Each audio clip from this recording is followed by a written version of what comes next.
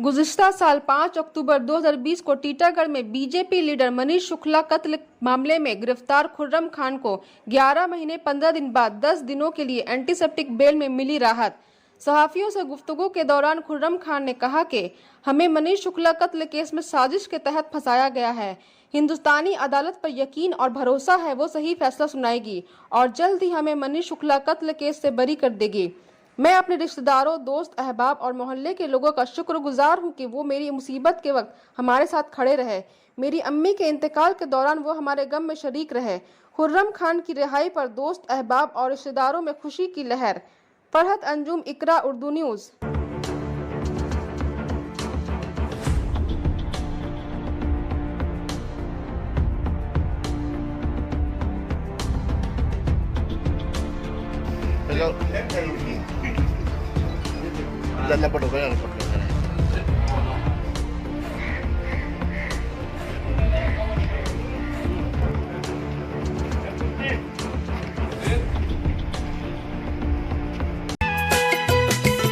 Sana Medical Hall.